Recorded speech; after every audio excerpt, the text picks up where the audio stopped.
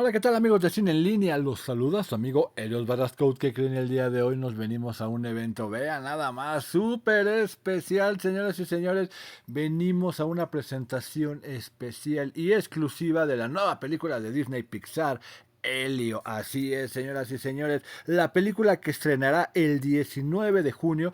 El día de hoy venimos a ver un pedazo, un gran pedazo de la película y desde ahorita les puedo decir que pinta para ser simplemente espectacular. Yo ya estaba llorando con lo que vi y eso que me faltaron algunos pedazos, pero la vimos casi completa. Y lo mejor de todo es que sí, señoras y señores, aquí mismo, la directora de la película, Madeline Sharafian, estuvo platicando con nosotros y bueno, les voy a dejar un poco de esa plática. Y también estuvo el artista de Pixar, el artista brasileño Ivo Kos, quien estuvo haciendo una activación especial. Así es, hizo un dibujo en vivo, así que también eso lo vamos a tener en este video. La verdad, un día lleno de sorpresas, un día lleno de magia, un día lleno de Elio. Así es, señoras y señores, la película, la nueva película de Disney Pixar llega este 19 de junio y tú no te la puedes perder. Yo próximamente te platicaré en otro video de qué va y todos los pormenores, pero el día de hoy lo poquito que vi puedo decirte que la vas a adorar porque yo ya la empecé a adorar y este video que vamos a tener en este preciso momento también te va a encantar con esta plática, con estos dibujos y con todo lo que pudimos presenciar el día de hoy. Ya saben que Disney siempre sorprendiéndonos, Disney siempre entregando magia y ahora Elio definitivamente va a ser una de las películas que más se va a comentar este año, que más nos va a mover, que más nos van a encantar, pero bueno, eso ya lo platicaremos en un siguiente video, a ver qué tal está, si está buena, si está mala, pero por lo pronto yo los voy a dejar con esto, porque esto que viene estoy seguro que les va a gustar. Adiós. ¿A poco no se les pone la piel chinita de escuchar esta canción, esta melodía, estos tonos? Oigan, muchísimas gracias antes que nada por su paciencia. Van a ver que van a disfrutar muchísimo este evento.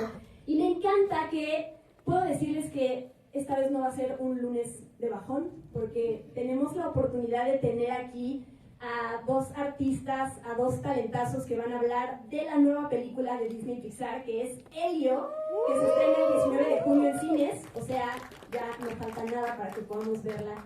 Y pues le doy la bienvenida a mis amigos de la prensa, mis amigos creadores de contenido, estudiantes de animación que están aquí. Espero que entre todos podamos aprender mucho de lo que traen para aportarnos. Y bueno, le quiero ceder la palabra, pero primero la voy a presentar a Madeline Sharafian, que ella es directora de Elio. Ahorita, de hecho, una de las preguntas que le quiero hacer es ¿cómo rayos llegó a dirigir una película de Pixar? Ella entró a Pixar Animation Studios en 2013 como pasante, imagínense, ya llegó se quedó como tiempo completo en 2015 y empezó a trabajar en Coco, una película que amamos muchísimo, sobre todo en este país. Después trabajó en Unidos y finalmente, dirigió un corto que forma parte del programa de Spark Shorts, que seguramente ya vieron, que es Burrow. Y después llega a dirigir esta película hermosa que es Elio. Así que antes de cederle el micrófono, les quiero pedir, vamos a tener una presentación muy interesante que trajo Madeline para todos. Porfa, no vayan a sacar celulares, ya saben cómo funciona todo esto. Esto es muy exclusivo para los que estamos acá. Y Madeline pues nos va a presentar más de esta película para que nos entusiasmemos con ella. Así que, Madeline, welcome to the stage, welcome to Mexico City.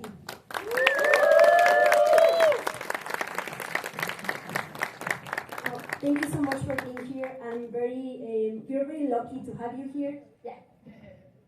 And I'm very excited for you to teach us more about this movie, and I'm gonna handle the microphone to you and leave the stage for you. Thank you. Muchas gracias. Hola. I'm Madeline Sharafian, one of the directors of Elio. I'm so happy to be here in Mexico. I don't speak a lot of Spanish, but my friend Paula, who used to live in Mexico City, told me one sentence. She said I could say, su amor por la animación me inspira mucho. So, muchas gracias. Okay, so let's get started. I'm excited to share some of Elio with you today. You were some of the first audiences in the world to see this. But before we get to the footage, I'm going to walk you through a little bit about the film. And this is our hero, Elio Solis, an 11-year-old kid with an active imagination who happens to be a fanatic about space and aliens. Elio is absolutely certain that there is life beyond our planet. In fact, he's sort of obsessed with the idea. But why is he so obsessed? Well, ever since he lost his parents at a young age, Elio has felt that he just doesn't have a place here on Earth. He feels like he doesn't belong. Nobody really seems to get him. He doesn't have a lot of friends. In fact, he doesn't really have any. But he's convinced that up in space, things must be different. If he was actually living among the aliens that he knows exist, he would no longer feel so alienated himself. Elio lives with his aunt, Major Olga Solis. Olga has taken over responsibilities as Elio's mentor. I know it's a huge work behind every movie, but an animated movie is like, wow. You get nothing for free. It's all, you have to build it all, yeah. I want to ask you about how do you, Madeline, translate your own personality into the characters and the stories that you direct? Yeah, I think as a director, especially in animation where, you know, you have your actors that do the voice acting, but all the animation is done by committee. There's rooms full of people, as many people that are in this room right now, that all have to agree on, you know, this is how Elio walks, this is how he behaves, this is how Olga moves. So it was very important for me and Domi to put a little bit of ourselves in each of the characters, particularly Elio and Olga and Gordon, the sort of three mains. Luckily, Domi and I are both kind of weird, nerdy kids at heart, so that part of Elio felt very natural, and I will maybe speak a little bit more for myself, but similar to Olga, I'm kind of uptight and perfectionist, kind of like she is at the beginning of the film. And sometimes when I watch Gordon, I see a lot of Domi in Gordon, where she's pretty goofy. She's always trying to make me laugh, and I think that comes across in the friendship between the two. So we're all over this film, but also each individual animator brings a lot. Thank you, Madeline. This is one of my favorite questions every time we get a new Disney Pixar movie, and I like a fan of your worlds that you created. I try to find this out. I know to make an animated movie is always a challenge, but there is always like a specific main challenge behind a set, a character. I always remember the hair from Sully in Monsters Inc. was one. The tentacles of Hank in Finding Dory. What character, what set can you choose from this movie to explain like the big challenge that was to make Elio? Yeah, I mean, the Communiverse itself is a massive set, and it is in real space, it's 2 miles across, which is kind of insane. And when Domi and I first joined the project, they flew us through the Communiverse almost like a live action set. And it was kind of overwhelming because there were so many details and the scale was so massive. And for us, the challenge was how on earth can we showcase a set so massive with so much love and work put into it? How can we possibly honor this incredible set? And hopefully, I mean, luckily we had an amazing director of photography, and of course Harley just have always had his eye on everything. But that was a challenge, just the sheer scale of the Communiverse. And I think character-wise, Gordon looks tricky because he has 12 legs, no eyes, but the animators hooked into him pretty easily. The trickiest ambassador to animate was actually Ambassador Cuesta. She's the pink floaty one because she always had to be moving a little bit, but not too much, and you always have to keep the attention on the character's face for their acting, but she's always kind of like wiggling around, so hers was, I think, the trickiest. this character. Yeah. We want to know about the research trips that you did for this movie, because I know that for Coco you came to Mexico, and for Luca you went to Italy, and the same with Ratatouille, you went to France. What happened here? Like, you didn't go to space. So what was the inspiration to build all these sets, to build this world? Yeah, I mean, that was the hard part, was that we're, at Pixar, we love research and we love to ground things in reality, because it helps you access your emotions a little bit better. You see something a little bit familiar and you can kind of have an in. But for us, yeah, what were we going to do? We can't go to space. So what Harley decided on was that while the Communiverse would be fantastical, colorful, all that, he would use inspiration from things that feel alien on Earth. So like I mentioned in the presentation, deep sea creatures, when you really dig into that, it's sort of bizarre, and you can barely believe that these creatures are living with us on this planet right now. So already there's something about that that kind of gives you some small semblance of reality. And also, even just looking at cells up close, like fungus and mold, there are things that feel like they could happen, even though we don't see them all the time on Earth with the naked eye. So, for example, a lot of the plants that you'll see are kind of these strange, sort of mold almost looking things, but they're lit and designed to look extra beautiful, and they're in a scale that we'd never see here on Earth. So I thought that was a really clever way of making things feel plausible, but also still kind of, blow your mind. I've never seen something quite like this before. Yeah. Yeah, congratulations on that, because it's kind of an abstract world also. Like, you don't have any inspiration, but you need to make like tangible things for people to feel, right? The emotion. So yeah, congratulations on that. I was telling everybody that you arrived at Pixar Animation Studios in 2013. I was an intern in 2013. Yeah. I couldn't drink alcohol yet. Yeah. That's how we all started. Yeah. And then you started working as a storyboard lead for Coco. I wasn't a lead yet. I was a baby still. You were a baby. That was my first. Yeah, that was my first movie at the studio. And then Onward was also on your CV. Burrow, that I love that short. How do you get to direct a movie at Pixar? Oh my gosh. I mean, I think it's making connections over all these years. So Coco was my very first project, and I arrived just as Adrian Molina, original director for Elio, had stepped into the writing and co-directing role. And what I'd heard from him and Lee was that they were nervous because Adrian moving into that role meant he couldn't storyboard anymore. And they were like, oh, but he had this, sense of humor, sense of timing, all that. But then I was hired, and immediately Adrian was like, oh, that's similar. So already we knew that Adrian and I had a very similar sensibility. And then I also worked on Turning Red, Domi's film. That was sort of the last film that I'd storyboarded on. And I think as you sort of grow over the years, you gain more confidence. People lift you up.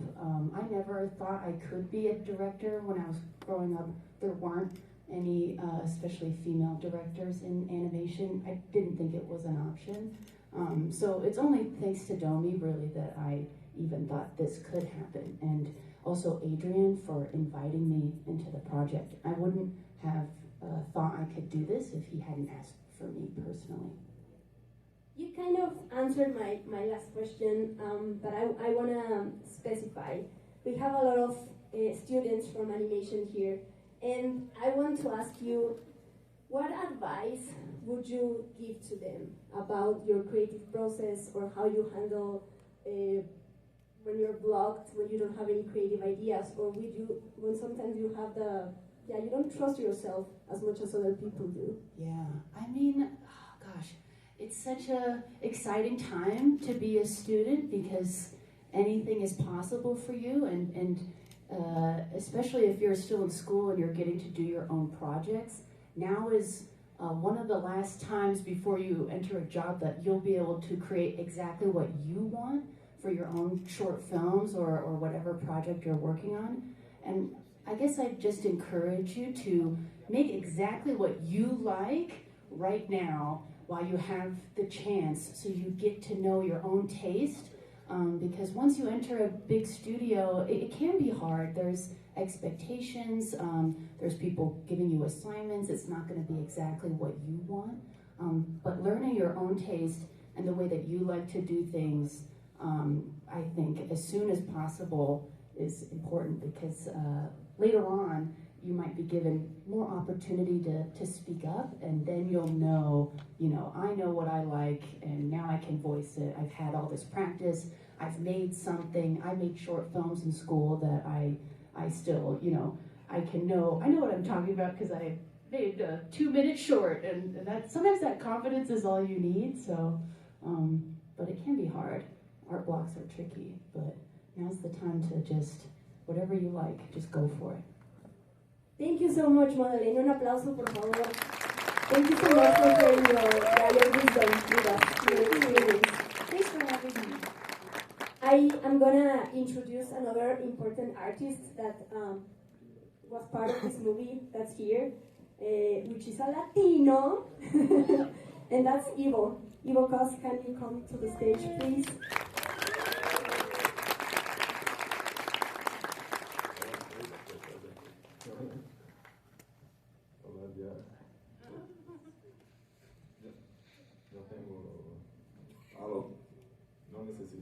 No? Ah, okay, perfect. No, I just, you want me to say it in English or Spanish? No, español. Español, perfecto. Español. Pero les quiero contar rápidamente, Ivo, como les decía, es latino, es de Brasil, y lleva 26 años trabajando en Pixar, desde 1900, you should be very proud. Desde el século pasado. Desde el siglo pasado. Milenio Del milenio pasado. Hace un milenio. No, pues te cedo el micrófono porque tiene una sorpresa padrísima para todos nosotros. Así que te dejo pasar al otro lado del escenario y cualquier cosa por aquí estoy. Ok, gracias, muchas gracias. Hola a todos, muchas gracias por venir. Es un placer muy grande de estar en México, donde siento en casa, por ser brasileño. Y hoy vamos a dibujar Gordon. Gordon, me gusta mucho Gordon. Y Gordon tiene una diferencia muy grande de todos los otros personajes. ¿Alguien sabe cuál es la diferencia? No tiene ojos, exacto, no tiene ojos. Y si no tiene ojos, tenemos que expresar las emociones o con la boca o con la expresión del cuerpo, ¿no? Con el lenguaje del cuerpo. A mí me gusta, cuando yo empiezo a dibujar un personaje, me gusta empezar con la línea de acción, que es una manera de expresar las emociones del personaje. Entonces imagina aquí una línea que viene del pie hasta la cabeza. Entonces, si el personaje está triste, la línea de acción, así, una curva, ¿no? Si está feliz, seguro, muy vertical. Entonces vamos a dibujar Gordon feliz. Empezamos. Ok. Entonces la línea de acción va a ser más o menos así. ¿Están mirando ahí? Sí. Ok. Después que tiene la línea de acción lista, empezamos a hacer un esbozo inicial del personaje. Yo voy a dividir en 4 partes los esbozos. Lo pecho, lo trasero, ¿ok? Vamos a hacer círculos para cada parte. Entonces, voy a empezar con el pecho.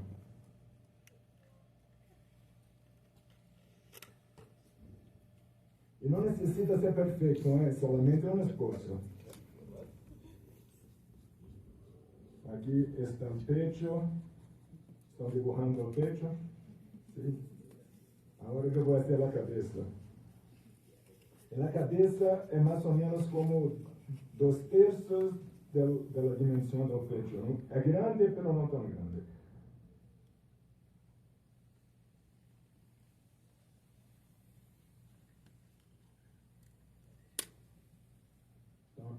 Aqui está a cabeça.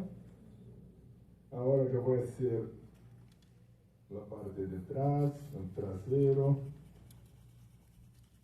outro círculo.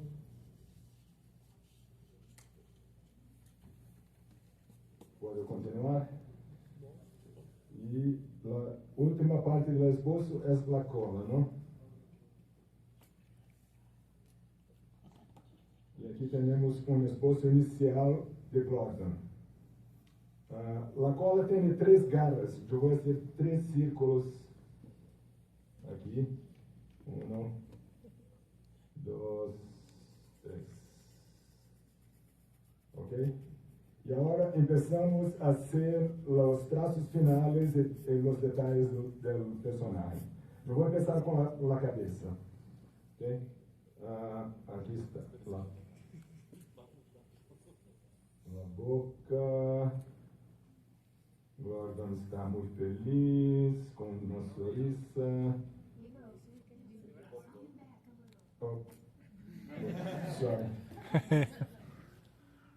Estão mirando? Sim. Sim. Ok. Eu vou continuar com a cabeça. Tem aqui uma... Não sei como se diz isso, pero... Uma coisa aqui. E aí continuamos. Ok? Os dentes.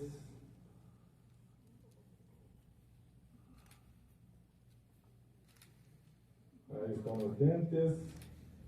As orejas.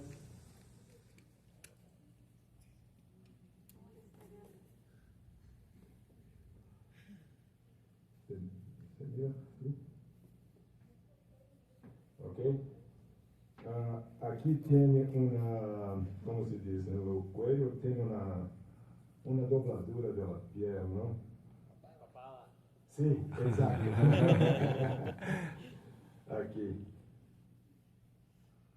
Ok? E agora começamos a dibujar as patitas, não? São muitas, são 12 patitas. Uma aqui, outra aqui, outra aqui.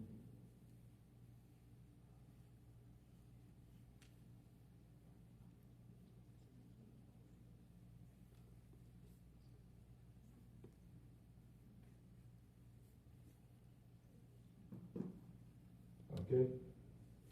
As patitas estão listas. Agora vamos dibujar as garras.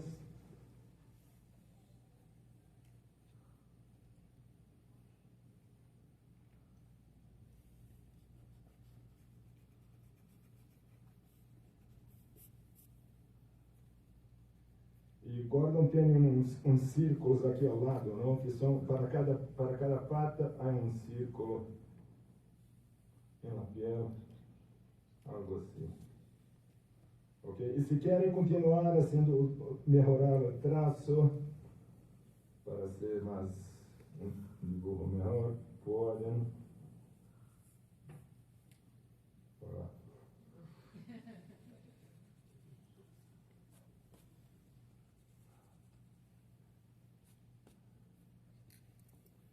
E aí está. Temos Gordon.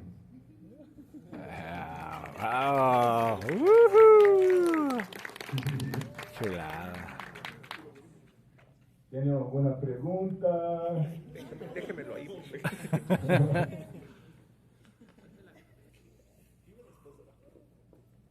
Después de la línea de movimiento. ¿Alguien se siente lo suficientemente confiado para enseñarles su dibujo? Cero. Sí, a ver, alguien. Oh, qué bueno. Está mucho mejor que el mío.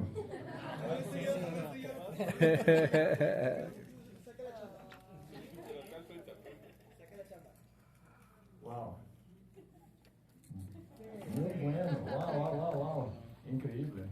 Ivo, yo te quiero aprovechar a preguntarte por tu autoexigencia, porque en un trabajo de artista uno nunca llega a estar conforme con lo que llega a ser. Y después de tanto tiempo que has trabajado en esto, ¿cómo te sientes tú con esa parte? Um, Mira, yo siempre tento, nosotros en Pixar somos perfeccionistas y no desistimos nunca.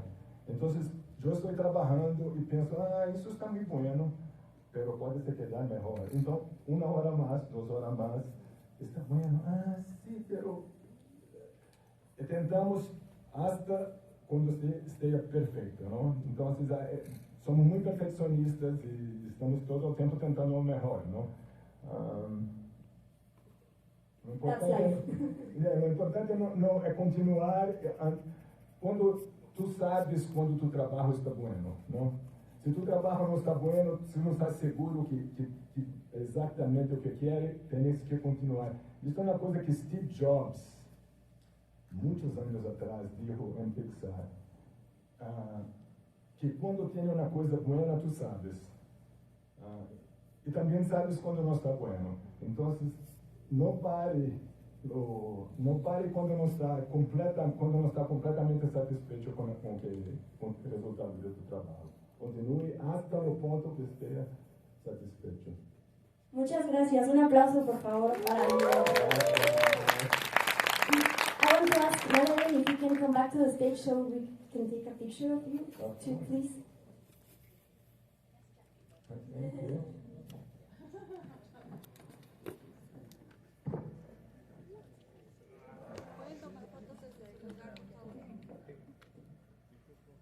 Más que se mueva el diablo y ya. El diablo.